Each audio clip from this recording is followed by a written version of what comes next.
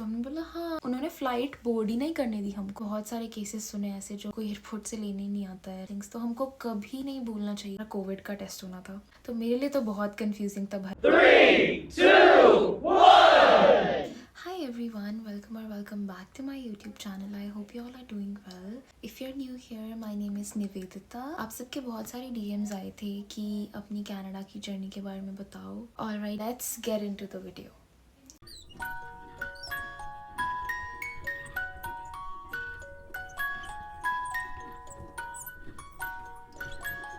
तो स्टोरी कुछ यहाँ से शुरू होती है कि जब भी मैंने 12th कंप्लीट करा, I actually took admission in LPU, lovely professional university Jalandhar में, in integrated BBA and MBA. Everything was done, fees was deposited, but उसके बाद में एकदम से मुझे ख्याल आता है दिमाग में ये ख्याल आता है कि मैं मुझे अब्रॉड पढ़ना है जाके, and I want to settle in Canada. I told my father कि मुझे बाहर जाना है, and then he was like कि तुमको पक्का जाना है, तुमको पता है वहाँ पे तुमको खुद खाना बनाना है, you need to manage everything on your own. I was very curious about going abroad. तो मैंने सोचा कि नहीं यार मुझे जाना ही है. तो then we started the process and everything, सब कुछ करा, एडमिशन्स, कॉलेज का ऑफर लेटर मंगाया, एडमिशन लिया, फीस डिपॉजिट करी, and then Covid happened and lockdown लग गया. उसके बाद में मेरी टिकट ऑलरेडी बुक थी, बट मेरी टिकट भी कैंसिल हो गई. एक टिकट ऑलरेडी बुक थी जो रिफंडेबल थी, जो टिकट थी वो रिफंडेबल थी, जो मैंने एमिरेट्स से करवाई थी, एंड वो तो पैसे वापस आ गए. बट उसके बाद क्या हुआ, कोविड शुरू हो गया, एंड देन कनाडा ने बंद कर दिया कि they are not accepting Indians coming to Canada from a direct flight. So what we need to do exactly was reaching Canada through indirect routes that was coming from another countries. And because क्या हो रहा था उस time पे, लोग I don't know what people were doing, they were maybe giving fake reports of COVID Canada में, और उधर जाके जब कनाडा पहुंचते थे तो जब भी वो चेकअप होता था तो आई थिंक उनका पॉजिटिव आ जाता था. बहुत सारे ऐसे केसेस होने की वजह से they actually banned the flights. कुछ टाइम के लिए उन्होंने बंद ही कर दिया कि they are not accepting flights, direct flights तो आएंगी नहीं. सो ये था मेरा फ़्लाइट्स का सीन. तो हमने क्या किया, हमने कतर एयरवेज़ की फ़्लाइट बुक कराई. ठीक है, तो मेरा स्टे वहाँ पे था कतर में, एंड वो इंडायरेक्ट फ़्लाइट थी, पहले इधर से Qatar and then Qatar to some other country and then Canada. क्योंकि जब भी हम ऐसे इंडायरेक्ट आते तो हर जगह पे कोविड टेस्ट होना ही होना था. तो व्हाट हैपेंड, कतर ने अनाउंस कर दिया कि उनको कतर में भी 10 दिन का क्वारंटीन करना पड़ेगा, जो कि वॉज अगैन अ प्रॉब्लम कि अकेले जा रही हूँ, एंड उधर 10 दिन का स्टे कैसे होगा. लाइक 10 दिन it's too much, right, in another country and you are alone, you have never travelled alone. Course like parents को टेंशन होता है. एंड देन वो जो टिकट के पैसे थे वो भी नहीं मिले बिकॉज वो नॉन रिफंडेबल थी, तो वो तो गए.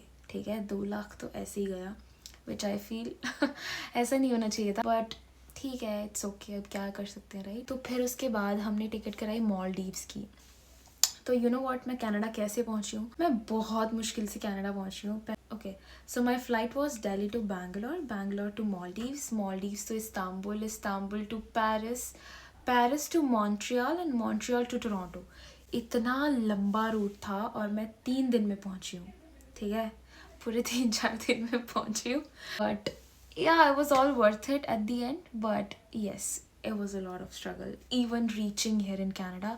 उसके बाद का स्ट्रगल तो अलग है उसके बारे में तो हम बात करेंगे धीरे धीरे, बट पहले हम फ़्लाइट्स की बात करते हैं. ओके, जब मैं दिल्ली से बैंगलोर पहुंची तो वहाँ पर क्या हुआ, वहाँ पर एयर इंडिया की फ़्लाइट थी मेरी from Bangalore to Maldives. I don't know उनको क्या हो गया वहाँ पे, उन्होंने बोला that are you going to Canada after that.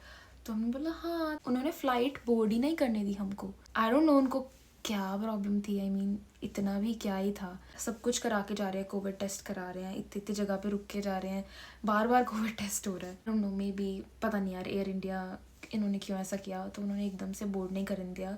Then I spoke to my agent ने एक इंडिगो की फ़्लाइट बुक करके दी मालदीव्स तक की. तो हम इंडिगो से गए मालदीव्स तक, एंड देन हम बहुत मुश्किल से मालदीव्स पहुँचे. उन्होंने एकदम से like at a very urgent notice flight book करके दी। तो हम फिर मालदीव्स पहुँचे। मालदीव्स पहुँचने के बाद I really want to thank that agent. उन्होंने मालदीव्स का जो ट्रिप बुक किया था दैट वॉज जस्ट अमेजिंग। मतलब हम आइलैंड में रुके थे, आइलैंड का नाम था कुरुम्बा आइलैंड था। एंड आइलैंड में तो बहुत मज़ा आया था क्योंकि उन्होंने वहाँ पे हमारा एक नाइट का ही स्टे था, लेकिन उसमें सब खाना पीना every activity we were able to access that. हम घूमे फिरे, पूरे आइलैंड्स देखे। I mean it was such a great experience. वो तो मैं भूल ही नहीं सकती हूँ। मालदीव्स तो इतना सुंदर है कि मैं क्या बताऊँ। बहुत मज़ा आया। मैं जितना भी बोलूँ उतना कम है। I will attach the pictures over here.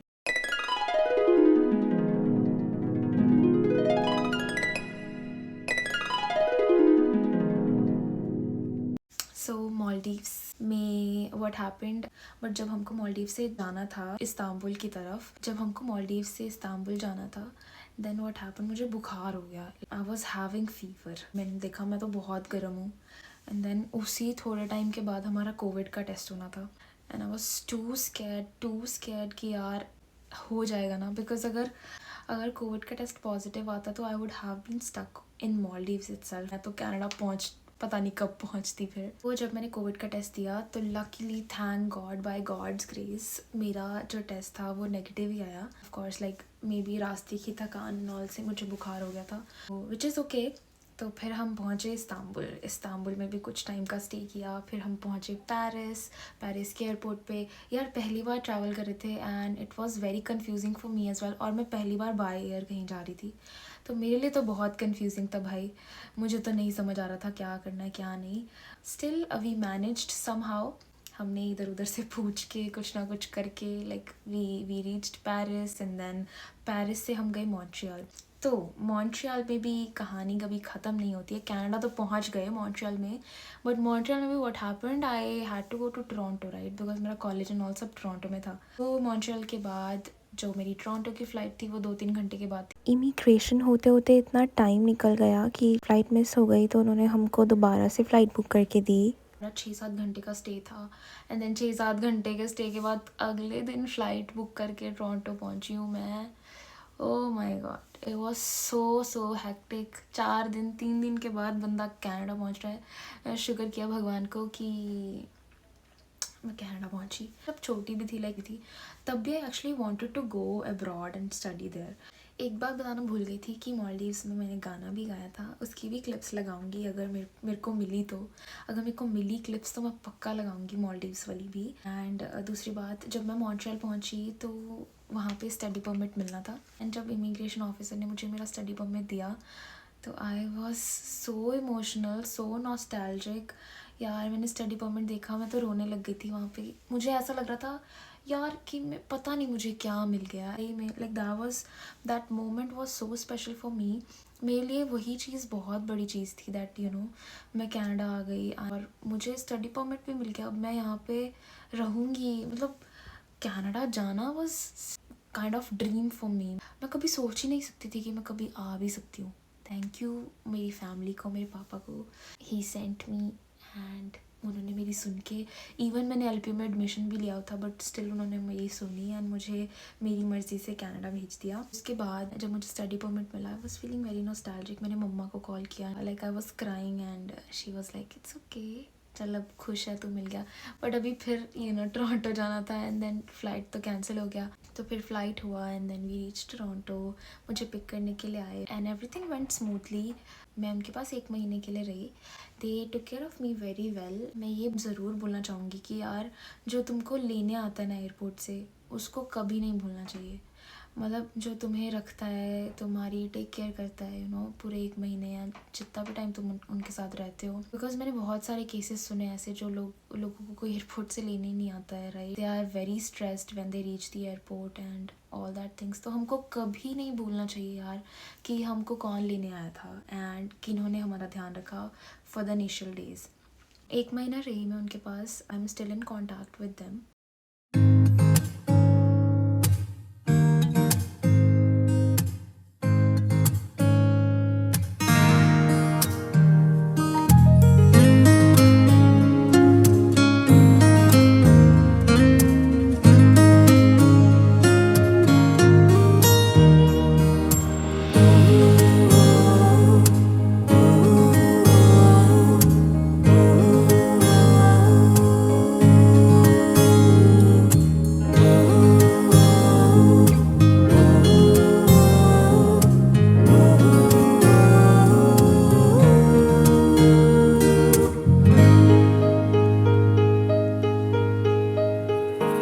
ऐसा देखा नहीं खूबसूरत कोई, जिस्म जैसे अजंता की मूरत कोई, जिस्म जैसे निगाहों पे जादू कोई, जिस्म नगमा कोई, जिस्म खुशबू कोई, जिस्म जैसे महकती हुई चांदनी, जिस्म जैसे मचलती हुई रागनी, जिस्म जैसे के खिलता हुआ एक चमन, जिस्म जैसे के सूरज की पहली किरण, जिस्म तरशा हुआ दिलकशो दिल नशी, संदली संदली मरमरी मरमरी।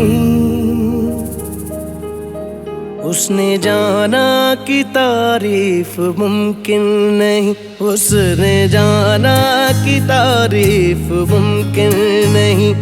आफरी आफरी आफरी आफरी, तू भी देखे अगर तो कहे हम नशी। आफरी आफरी आफरी आफरी, उसने जाना कि तारीफ मुमकिन नहीं, उसने जाना कि तारीफ मुमकिन नहीं।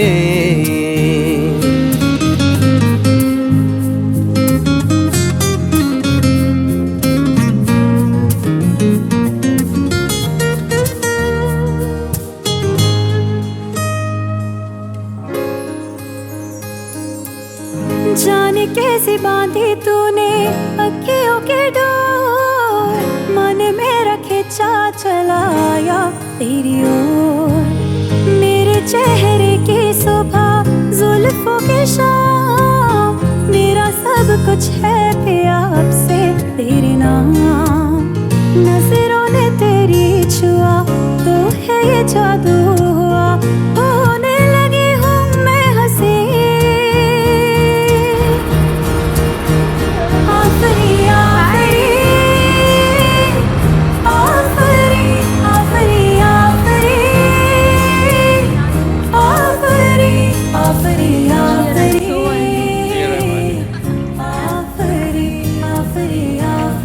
Just in a mess.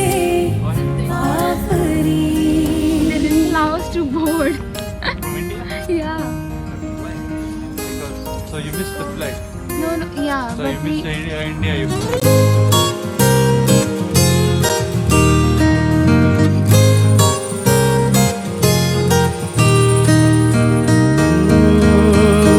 चेहरा एक फूल की तरह शादाब है, चेहरा उसका है या कोई माताब है। चेहरा जैसे गजल, चेहरा जाने गजल, चेहरा जैसे कली, चेहरा जैसे कंवल, चेहरा जैसे तस्वीर भी तस्वीर भी, चेहरा एक ख्वाब भी, चेहरा ताबीर भी, चेहरा कोई अलिफ लैल भी दास्तां। चेहरा एक पल यकीन, चेहरा एक पल गुमा, चेहरा जैसा के चेहरा कहीं भी नहीं। मारू मारू महजबी महजबी, उसने जाना कि तारीफ मुमकिन नहीं, उसने जाना कि तारीफ मुमकिन नहीं। आफरी आफरी आफरी आफरी, तू भी देखे अगर तो कहे हम नशी। आफरी आफरी आफरी आफरी, उसने जाना कि तारीफ मुमकिन नहीं।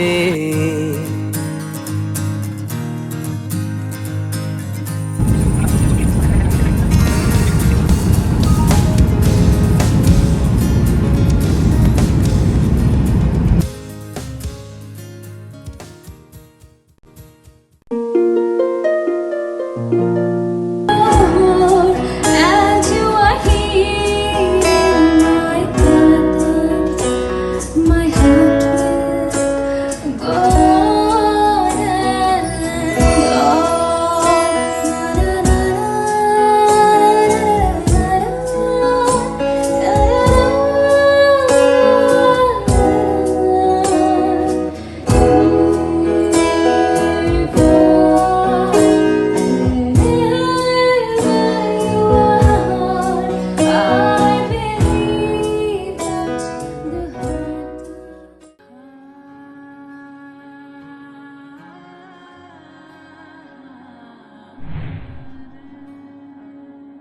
कैसे तेरी खुद गर्जी ना धूप चुने ना छाँव I always ask questions. I borrow your clothes. I tell you when your hair doesn't look good. And I become honest when it comes to your fashion. You are my mirror, sister. I love you. I hope you liked this video, guys. If you did, please don't forget to like and subscribe to my channel. This is to be continued. This was the first part. If you liked my story, don't forget to subscribe the channel. Comment down below अगर आपको next part चाहिए. I will post the next part. तो fun part ये है, जो आप suitcase देख रहे हो ना guys, 3 सूटकेस, उसमें से भी एक सूटकेस मेरा इंडिया ही रह गया था, जो कि मम्मी पापा ने बाद में मुझे पार्सल करा. Alright guys, thank you so much for being here and thanks for watching this video. I hope you liked it, and if you did, don't forget to subscribe to my channel and press the bell notification ताकि जब भी मैं video post करूँ सबसे पहले आपके पास पहुँचे. And I'll see you guys in my next video. Bye guys.